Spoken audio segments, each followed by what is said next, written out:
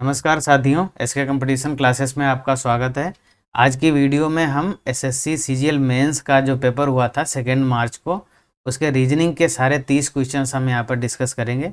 Smart tricks के best tricks के माध्यम से हम आपको उनके सोल्यूशन बताएंगे और ये भी बताएंगे एग्जाम टाइम में क्वेश्चंस को कैसे अप्रोच करना चाहिए, क्योंकि रीजनिंग जो थी इस बार थोड़ा सा ट्रिकी आई थी और एग्ज़ाम में उसका प्रेशर मेंटेन करना, उसको हैंडल करना थोड़ा मुश्किल हो रहा था। तो आज की वीडियो में हम ये भी देखेंगे साथ साथ कि कैसे इस तरीके के क्वेश्चन एग्जाम में कैसे हल करते हैं, कैसे शॉर्ट तरीके से हल करते हैं।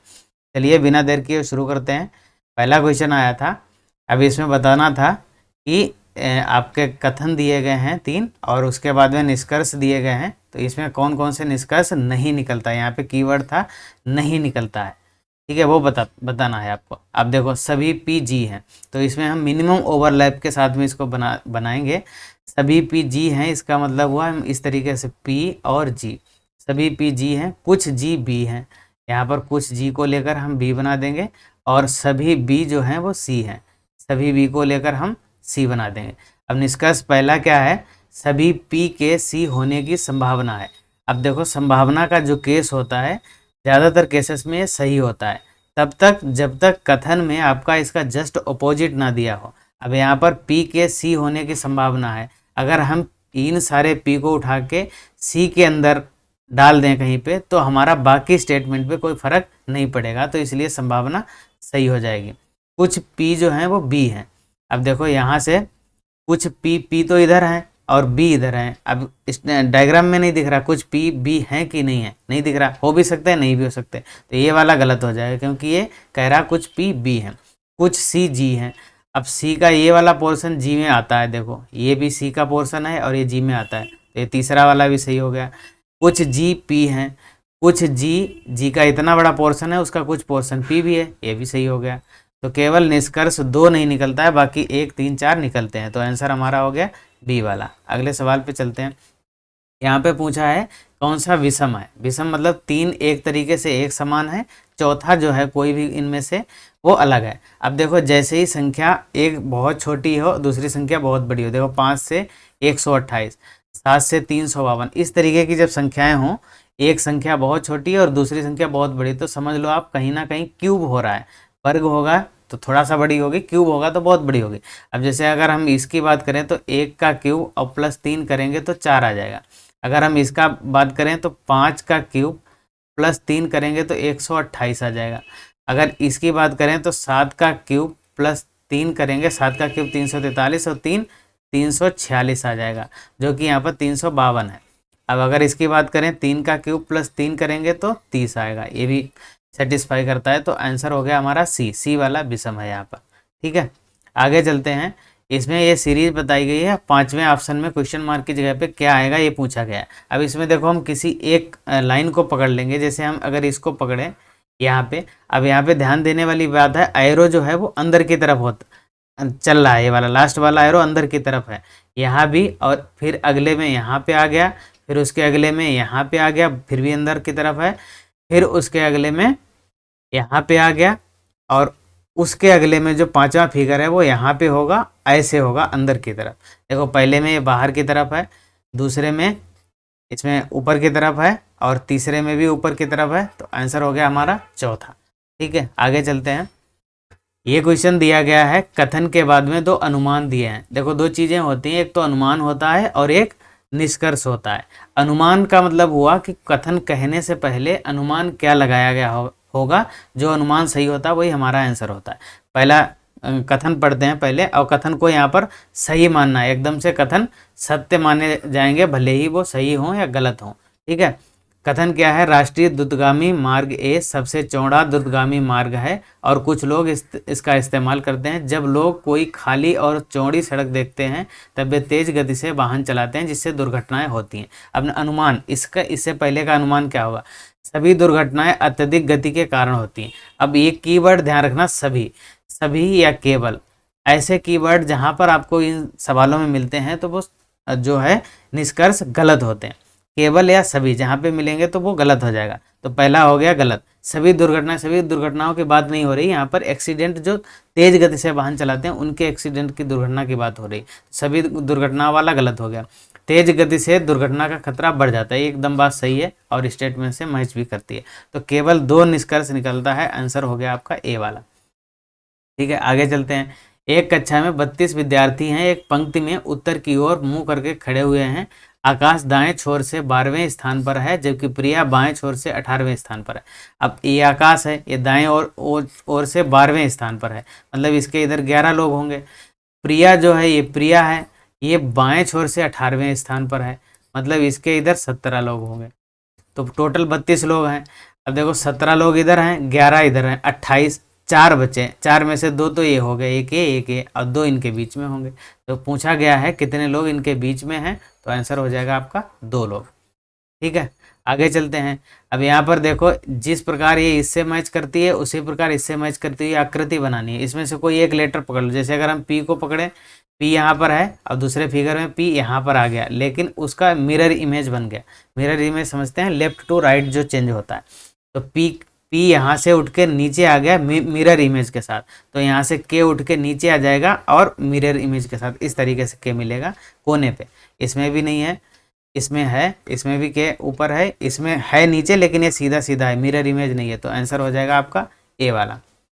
ठीक है, अगला है, इनमें से 3 एक प्रकार हैं, विषम बताना है जो अलग है। तीनों में 4 में से जो अलग है। अब देखो यहाँ पर थोड़ा इन्फॉर्मेशन वाला ये क्वेश्चन है, अगर आपको पता है तो ठीक है, नहीं पता है तो गलत हो जाएगा। जैसे पावर पॉइंट, वर्ड और एक्सेल, ये तीनों प्रोडक्ट जो हैं वो माइक्रोसॉफ्ट के हैं, और की नोट जो प्रोडक्ट है वो एप्पल का है।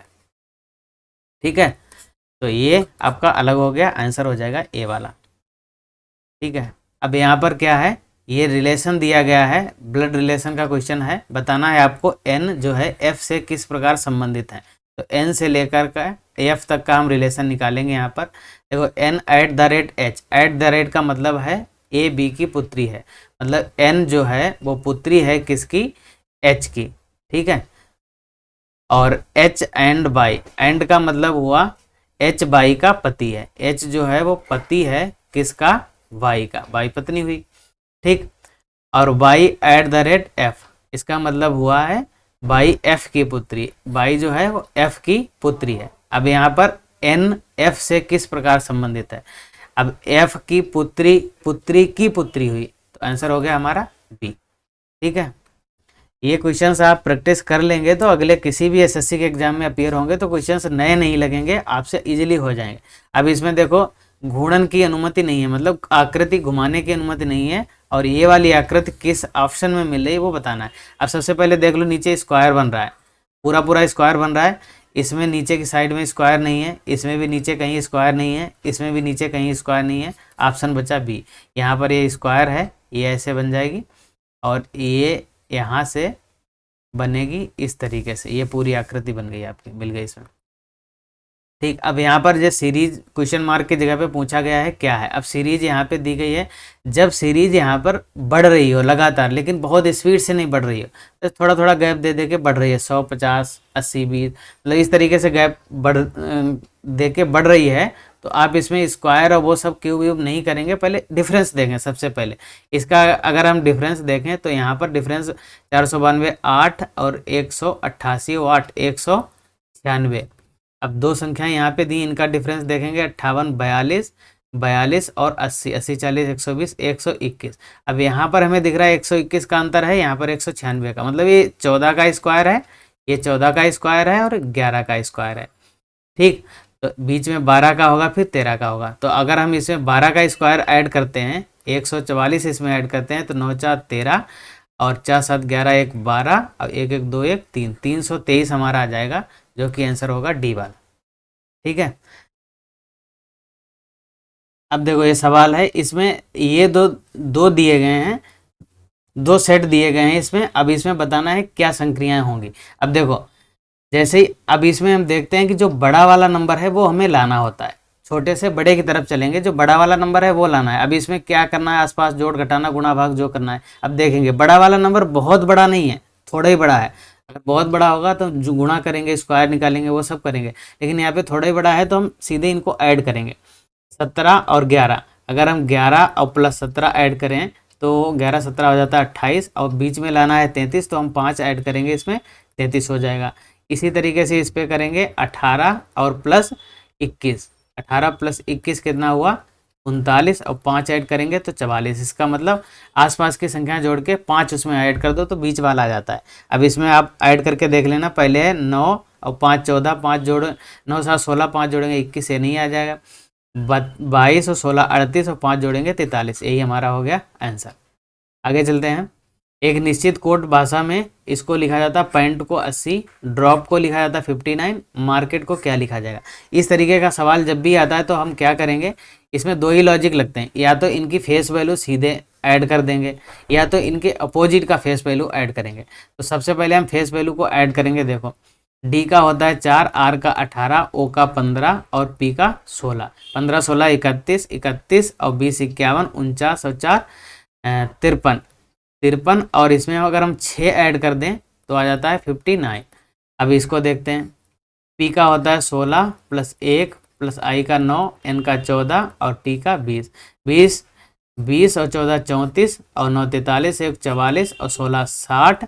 अगर इसमें हम 6 ऐड करेंगे तो 66 आएगा, 80 नहीं आ पाएगा। इसका मतलब ये वाला लॉजिक हमारा हो गया फेल। अब दूसरा वाला हम लॉजिक लगाएंगे, कौन सा, अपोजिट वाला।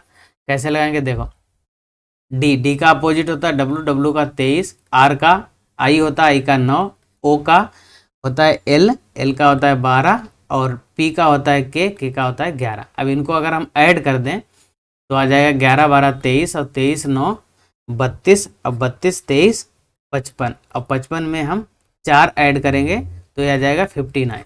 अब 4 फिक्स नंबर भी हो सकता है और ये 4 लेटर की संख्या भी हो सकता है। ठीक है, अब इसको हम देखते हैं। पी का होता है के का, पी का अपोजिट के होता है, के का हो गया 11 प्लस ए का जेड होता है 26 प्लस आई का आर होता है 18 और एन का एम होता है एम का 13 और टी का 20 होता है, 20 का अपोजिट 7 हो गया। 7 और 13 20 और 18 38 और 20 58 और 6 64 और 11 64 और 11 कितना हुआ 64, 10 74 1 75 और ये 5 इसमें जोड़ेंगे तो आ जाएगा 80। और 5 क्या है, ये लेटर की संख्या है, 1 2 3 4 5। इस तरीके से मार्केट को जब आप लिखेंगे, इसको जोड़ेंगे तो इसका अपोजिट वैल्यू का सम आ जाएगा 94 और लेटर है यहाँ पर 6, इनको 6 ऐड करेंगे तो आ जाएगा 100 हो जाएगा हमारा आंसर। ठीक करके देखना, ये थोड़े बहुत 1 2 लेंदी सवाल बनेंगे, इस तरीके से आपको करना पड़ेगा। अब यहाँ पर देखना कार्यवाहियाँ, कथन और कार्यवाहियाँ दी हैं। पहले हमने कथन और अनुमान का एक क्वेश्चन देखा था। कार्यवाहियाँ का मतलब हुआ कथन पढ़ने के बाद में हम क्या क्या कार्यवाही कर सकते हैं वो बताना पड़ेगा। कथन क्या है, शहर के लोगों की एक बड़ी संख्या का मलेरिया रोग से पीड़ित होने का पता चला है। अब इसको पता चलने के बाद में कार्यवाही क्या हो सकती है, ये व्यवहारिक तरीका है इसको पढ़ने का। शहर के नगर पालिका अधिकारियों को शहर में व्यापक धूमन के लिए तत्काल कदम उठाने चाहिए। धूमन का मतलब धुआं, कार्रवाई करनी चाहिए भाई। अगर मलेरिया के रोग से पीड़ित होने का पता चला है तो ये कार्रवाई इनको करनी चाहिए। पहला अनुसरण करता है। क्षेत्र के लोगों को मच्छरों को काटने से बचने के लिए कदम उठाने की सलाह देनी चाहिए, ये भी कार्रवाई होगी। बिल्कुल उनको बचने के उपाय बताए जाएंगे, उनको सलाह दी जाएगी। तो कथन 1 और 2 निष्कर्ष जो है कार्यवाहियाँ दोनों अनुसरण करते हैं, आंसर हो जाएगा ये वाला। अब देखो क्लॉक को लिखा जाता है 4 13 17 4 12। अब यहाँ पर आसान लॉजिक है, CLOCK, इसको लिखा जाता है 4, मतलब C की वैल्यू होती है 3, इसमें 1 जोड़ दो। L की होती है 12, इसमें 1 जोड़ दो तो हो जाएगा 13। ठीक इस तरीके से फेस वैल्यू में 1 1 जुड़ रहा है। तो फ़ोन को कैसे लिखेंगे, P की होती है 8, 8 में 1 जोड़ दोगे तो 9, P की होती है 16 और इसमें 1 जोड़ देंगे तो 17। पहला ऑप्शन 17 आ जाएगा। दूसरा H की होती है 8, 8 में 1 जोड़ देंगे तो 9, दूसरा 9 आ जाएगा। 17 9 और फिर O की होती है 15, 1 जोड़ देंगे 16, तीसरा ऑप्शन 16 आ जाएगा। तो ये आंसर हो गया आपका। ठीक आगे चलते हैं। इसमें कुछ नहीं है, सिंपली इनको साइन रख के देखना है। अब यहाँ पर थोड़ा सा लॉजिक ये लगता है, भाग वाले चिन्ह देख लिया करो। जैसे ऑप्शन सी में लास्ट में भाग का निशान है, यहाँ पर अगर हम डिवाइड लगाएंगे तो पॉइंट में आ जाएगा, जबकि आंसर पॉइंट में नहीं आ रहा, तो ये वाला आंसर हो नहीं सकता। और थोड़ा अगर दिमाग लगाओगे तो जैसे दूसरे नंबर पे मल्टीप्लाई है, अब यहाँ पर मल्टीप्लाई लगाएंगे तो 36 दियाँ 108 हो जाएगा। और यहाँ पे भाग लगाएंगे तो 7 108 और 7 15 और प्लस 117, फिर -23 करेंगे तो 68 नहीं आएगा, ज़्यादा आएगा, पहला ऑप्शन भी कट हो गया। दूसरे ऑप्शन में क्या करेंगे, इसमें प्लस है, यहाँ पर डिवाइड है, तो 2 से भाग करेंगे तो इसको 18 आएगा, 18 में +23 करेंगे और यहाँ पर भाग लगाएंगे 7 और गुणा करेंगे 36 तियाँ 108, ठीक, और फिर माइनस लगा देंगे तो वो भी नहीं आ पाएगा। तो आंसर जब डी लगाएंगे तो यही हो जाएगा हमारा सही आंसर। अगला है 6 मित्र एक वृत्त में केंद्र की ओर अभिमुख होकर खड़े हैं। अब इसमें बताना है ए और एफ के बीच में कौन है। जब 6 की बात हो तो 3 लाइन ऐसे खींच दो, ठीक है, ये बन गया हमारा वृत्त और केंद्र की ओर है तो ये हो जाएगा दायां और ये वाला पोर्शन हो जाएगा बायां, ये लेफ्ट हो जाएगा, ये लेफ्ट हो जाएगा और ये राइट हो जाएगा। अब यहाँ पर क्या है, बी एफ और सी के बीच में है, जब तक कुछ फिक्स नहीं पता चलेगा तब तक हम नहीं बिठाएंगे। ए ई और डी के बीच में है, ये भी नहीं पता। एफ डी के बाईं ओर है, एफ डी के ठीक बाईं ओर है, डी अगर यहाँ पर हम ले लें और एफ इसके बाईं ओर हो जाएगा, ठीक है। ए और एफ के बीच में कौन है, अब देखो बी एफ और सी के बीच में है, एफ और सी, यहाँ पर सी लेंगे तो इसके बीच में डी हो जाएगा। अब यहाँ पर सी लेंगे और एफ और सी के बीच में कौन है, बी, ठीक। ए ई और डी के बीच में है, डी और ई के बीच में कौन है, ए है, ठीक। अब सारे बैठ गए। ए एफ के बीच में कौन है, ए और एफ के बीच में हमारा हो जाएगा डी, ए वाला आंसर हो गया,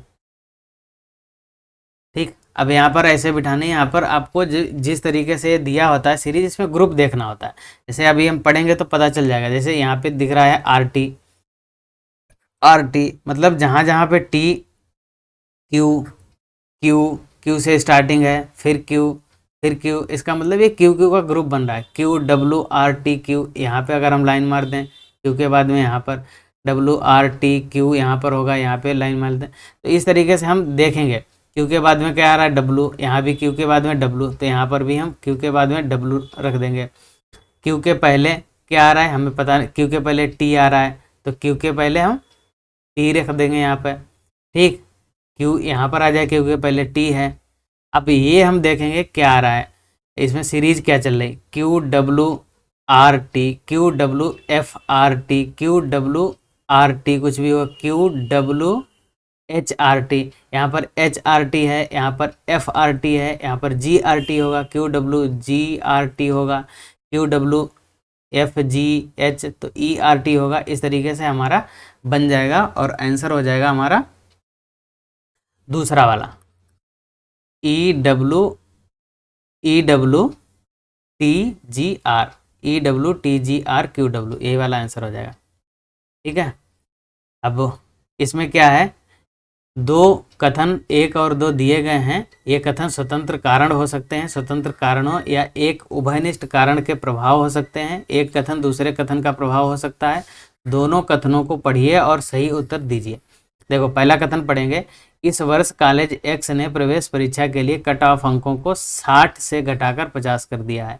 अब इसका ऐसे कुछ पता नहीं चल रहा। दूसरा देखेंगे, पिछले 2 वर्षों में कॉलेज एक्स में छात्र संघ कॉलेज कैंटीन में भोजन की गुणवत्ता और स्वास्थ्य तथा स्वच्छता मानकों के संबंध में कॉलेज प्रशासन के साथ सक्रिय रूप से बात कर रहा है।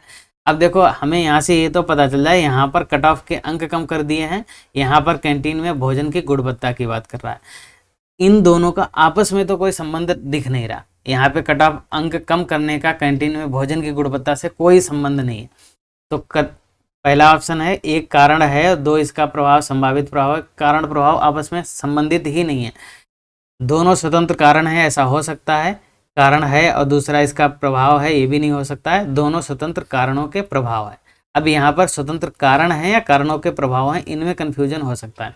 अब देखो, इस वर्ष कॉलेज एक्स ने प्रवेश परीक्षा के लिए कट ऑफ अंकों को 60 से घटाकर 50 कर दिया है, कारण नहीं है, इसका कारण कुछ और रहा होगा, ये प्रभाव है, ये प्रभाव है, तो ये कारण तो हो नहीं सकते। तो आंसर हो जाएगा हमारा, दोनों स्वतंत्र कारणों के प्रभाव हैं, मतलब इनके कारण दोनों के अलग अलग रहे होंगे। कैंटीन में भोजन की गुणवत्ता का कुछ और कारण रहा होगा और कट ऑफ कम करने का कुछ और कारण रहा होगा, ठीक है।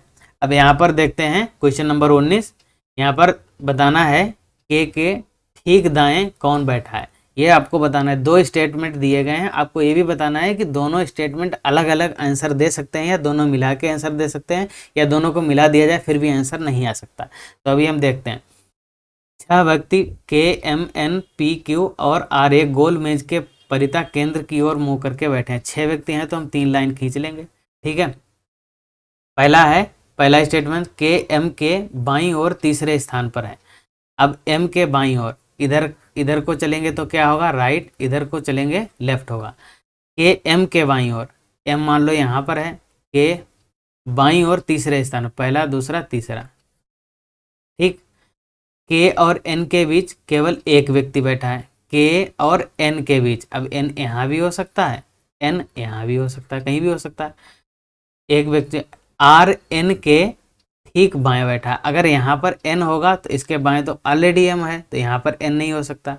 एन कहाँ पर होगा, यहाँ पर, और आर इसके बाएं बैठा है। क्वेश्चन में के ठीक दाएं, के ठीक दाएं यहाँ से पता चल रहा कौन बैठा है, आर, तो पहले से आंसर निकाला जा सकता है। अब दूसरा स्टेटमेंट फिर से 6 बना लो। दूसरा स्टेटमेंट क्या, के क्यू के दाईं और दूसरे स्थान पर, क्यू के दाईं और पहला दूसरा स्थान पर है के बैठा है। के और एम के बीच 2 व्यक्ति बैठे हैं। अब एम यहाँ पर होगा, इधर से भी 2, इधर से भी 2, 2 व्यक्ति बैठे हैं। पी आर के बाईं और दूसरे स्थान पर है। अब आर जो है, पी जो है आर के बाईं ओर है। अब बायां इधर होगा तो आर कहाँ पर होगा, यहाँ पर तो आर हो नहीं सकता, दूसरे स्थान पे तो एम है ऑलरेडी। यहाँ पे आर हो सकता है क्या, पहला दूसरा स्थान पर, हाँ आर हो सकता है। यहाँ पे हो सकता है, नहीं हो सकता क्योंकि दूसरे स्थान पे क्या ऑलरेडी, तो आर यहाँ पे हो सकता है। और पी जो है वो आर के बाईं और दूसरे स्थान पर यहाँ पर पी है। अब बताना क्या है, के ठीक दाएं, के ठीक दाएं आर बैठा है, यहाँ से भी पता चल जाए। तो हमारा आंसर हो गया, कथन एक से भी और कथन दूसरे से भी अलग अलग इस क्वेश्चन का आंसर निकाला जा सकता है। आंसर हो गया बी, या तो कथन 1 का डेटा या कथन 2 का डेटा उत्तर देने के लिए पर्याप्त है। आगे चलते हैं, इसमें पैटर्न को जो पूरा करता है बताना है। इस खाली क्वेश्चन मार्क के जगह पर क्या होगा, आसान फिगर है। अब अगर इस फिगर को होमोजीनियस फिगर है, यहाँ पर देखें तो 1 और 2 लाइन है और फिर एक सर्कल का थोड़ा सा पार्ट है। ये 2 लाइन पूरी है और सर्कल का थोड़ा सा पार्ट है। इसमें 1 2 लाइन है, फिर सर्कल का पार्ट है। इसमें डॉटेड लाइन है जो कि कहीं पे नहीं है। इसमें 1 और 2 3 लाइन है, इसमें भी 1 2 3 लाइन है। तो आंसर हो गया हमारा ए वाला। ठीक, अब यहाँ पर डी एम से किस प्रकार संबंधित है, ब्लड रिलेशन का सवाल है। डी और एम के बीच का गैप देखना है। देखो डी हैश जी, तो हैश का मतलब हुआ है डी जी का भाई है, डी भाई है किसका, जी का। जी एट द रेट बी, तो एट द रेट का मतलब है पुत्री, जी जो है ये बी की पुत्री है। ठीक, B and M, B and M का मतलब हुआ है बी जो है एम का पति है, बी पति है किसका, एम का, मतलब एम होगी पत्नी। ये डबल लाइन वाला साइन मैरिड कपल के दिखाता है। अब देखो डी एम से किस प्रकार संबंधित है, एम की पुत्री, पुत्री का भाई मतलब एम का पुत्र। आंसर हो गया सी वाला। ठीक है, अगला निष्कर्ष है, कथन ये दिया गया है, निष्कर्ष पूछे है। इसमें निष्कर्ष में पहला निष्कर्ष H इक्वल टू एफ। अब F यहाँ पर है और H यहाँ पर है।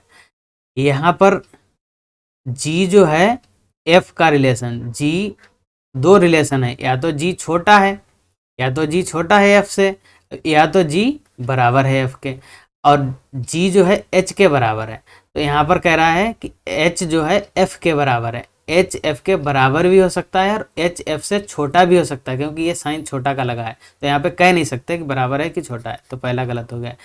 J बड़ा है G से, G यहाँ पर है और J कहाँ पर है, ये G के बराबर H है, तो यहाँ पर हम G को रख सकते हैं, और G से बड़ा है J, सीधे सीधे दिख रहा है। तो आंसर हो गया, केवल 2 निष्कर्ष निकलता है। ठीक है, आगे चलते हैं। मिरर इमेज पूछा गया है, और मिरर इमेज में आपको पता है लेफ्ट टू राइट चेंज होता है, ऊपर नीचे नहीं।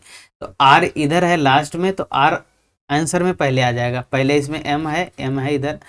अब देखो एम पहले है, इसका लेफ्ट राइट चेंज होके राइट साइड में पहुंच जाएगा। अब राइट साइड में एम ए तो हो सकता है, लेकिन यहाँ पे एम का डब्लू बना दिया है, जो कि वाटर इमेज में होता है उल्टा, ऊपर का नीचे वाटर इमेज में होता है। मिरर इमेज में लेफ्ट टू राइट चेंज होता है। तो ये वाला आंसर सी वाला सही होगा। आगे चलते हैं, यहाँ पर ये थोड़ा सा लॉजिकल क्वेश्चन है, और इसमें हैश DKR और PCL और परसेंटेज। यहाँ पे इनकी वैल्यू हैश और परसेंटेज की वैल्यू दिखानी है आपको। यहाँ पे हम रख के देख लेंगे। रख के किस तरीके से देखेंगे, अब जैसे यहाँ पर आपको कॉन्सेप्ट बता दें, ये नया नया सवाल है। अब जैसे हम अगर सीधे आंसर पे चलते हैं, FHT, यहाँ पर अगर हम FHT रख देते हैं तो यहाँ पर F की 6 वैल्यू होती है और D की 4 होती है, तो यहाँ पर पहले में -2 हुआ है। H की 8 और K की 11, यहाँ पर +3 हुआ है। T का 20 होता है, R का 18 होता है, तो -2 हुआ है। अब यहाँ पर ऐसे करेंगे, अगर -2 P से -2 करेंगे तो 14, P का 16 हुआ और -2 करेंगे 14, 14 किसका होता है, N का। ठीक है, अब इसमें +3 करेंगे तो C का 3 होता है, 3 3 6 F का होता है। अब यहाँ पर अगर हम -2 करेंगे, L का हो गया 12, -2 करेंगे तो 10, 10 का मतलब J, NFJ परसेंटेज की जगह पे आ जाएगा। ये हो गया हमारा आंसर। ठीक, आगे ये क्वेश्चन दिखने में टफ लग रहा है लेकिन एक्चुअली में बहुत आसान है। इनको ये सारे फिगर नहीं देने थे, अगर ये फिगर इन्होंने दे दिया तो सीधे सीधे आंसर इसका यही हो गया कि जो तुम्हें क्वेश्चन फिगर में दिख रहा है वही सीधे सीधे आंसर फिगर में बताना है। अब देखो, इन्होंने इतना देना था, इसको खोलने के बाद में ये पूछते कि इनमें से कौन सा बनेगा, लेकिन इसने पूरा खोल के भी क्वेश्चन में दे दिया, तो सीधे से जो ये मेंशन है वही आपको बताना है। आंसर हो गया B आपका, सीधे सीधे एकदम डिक्टो। अगला सवाल है, 6 व्यक्ति 2 समानांतर पंक्तियों में बैठे हैं। पंक्ति 1 में JKL उत्तर की ओर मुंह करके बैठे हैं और पंक्ति 2 में FGH दक्षिण की ओर मुंह करके बैठे हैं। एक पंक्ति में बैठे मुंह का व्यक्ति का मुंह दूसरी पंक्ति में बैठे व्यक्ति की ओर है। G के समक्ष कौन बैठा है, G के सामने कौन बैठा है, ये पूछा है। अब देखो कथन देखो, H का मुंह K की ओर है और अब बना लेते हैं पहले, 3 व्यक्ति उत्तर की ओर बैठे हैं, JKL हैं और 3 व्यक्ति इन्हीं के सामने दक्षिण की ओर मुंह करके बैठे हैं। H का मुंह K की ओर है। अब K इधर कहीं पे होगा, अगर K यहाँ पे होगा, मान लेते हैं K यहाँ पे होगा, H का मुंह K की ओर है। ठीक, इधर H हो गया। L का मुंह H के निकटतम पड़ोसी की ओर, H का निकटतम पड़ोसी ये हो जाएगा और इसका मुंह किसकी तरफ है, L की ओर है। ठीक, अब यहाँ से पता चला G के सामने कौन बैठा है, G तो अभी आया ही नहीं, तो इससे पहले कथन से निष्कर्ष नहीं निकल रहा है कि G के सामने कौन बैठा है। इसका मतलब दूसरे का भी यूज करना पड़ेगा। अब दूसरे का जैसे ही हम यूज करेंगे, G पंक्ति के किसी अंतिम छोर पर बैठा है। अब G इधर बैठेगा, या तो यहाँ पर हो सकता है, या तो यहाँ पर G हो सकता है। J L के ठीक बाएं बैठा है, L के ठीक बाएं हमने पहले से K बिठा रखा है, तो यहाँ पर नहीं बिठाएंगे, तो J L के बाएं J हो जाएगा। ठीक है, G पंक्ति के अंतिम छोर पर बैठा है। अब यहाँ पर देखो H का मुंह K की ओर है। अब यहाँ पर H तो आएगा नहीं, यहाँ पर J आ गया, तो H को हम इधर, अब G को यहाँ पे ले आएंगे क्योंकि अंतिम छोर पर है। H का मुंह K की ओर है, ऐसे बना देंगे। L का मुंह H के निकटतम पड़ोसी की ओर है। H का निकटतम पड़ोसी यहाँ पे कुछ भी होगा, उसके सामने इसका मुंह है। बात सही है एकदम। यहाँ पर बचा का F। अब पूछा है G के समक्ष कौन बैठा है, G के सामने J बैठा है। मतलब दोनों क्वेश्चन का, दोनों कथनों का डाटा जब मिलता है तभी हम इसका आंसर निकाल पाएंगे। तो कथन 1 और 2 दोनों में दिया गया डाटा पर्याप्त है निष्कर्ष निकालने के लिए। अब यहाँ पर इनका चयन करके आपको ये बताना है कि कौन सा अर्थपूर्ण शब्द बन सकता है। इसमें आपको ट्राई करना ही पड़ेगा, रख के देखना पड़ेगा। हम सीधे आंसर पे चलते हैं। 4 5 6 2 3 1। 4 का मतलब हुआ P, 5 का मतलब होता है U, 4 5 6 का मतलब Z, 2 का मतलब भी Z, शायद पजल बनेगा यहाँ पे, और 3 का मतलब हुआ L और 1 का मतलब हुआ E, पजल बनेगा। ये हो गया आंसर। ठीक, आगे चलते हैं। इसमें असंगत पूछा है, असंगत। तो यहाँ पे जूम करके हम आपको दिखा देते हैं थोड़ा सा। ये देखो, इनमें से तीनों में डिफरेंट कौन है, चारों में, पांचों में। अब देखो यहाँ पर अगर हम आप देखोगे तो ये जो है, ये सिमिलर फिगर हैं। ओ सॉरी, देखो यहाँ पर ये अगर आपको फिगर दिख रहा है, इसकी आँख में ही फर्क है, बाकी तो सब कुछ सेम ही है। आँख में क्या है, इसमें राइट साइड में डार्क है, इधर से भी राइट साइड में डार्क है, इधर नीचे की साइड में डार्क है, इधर ऊपर की साइड में। इधर क्या है, नीचे, इधर लेफ्ट, इधर ऊपर।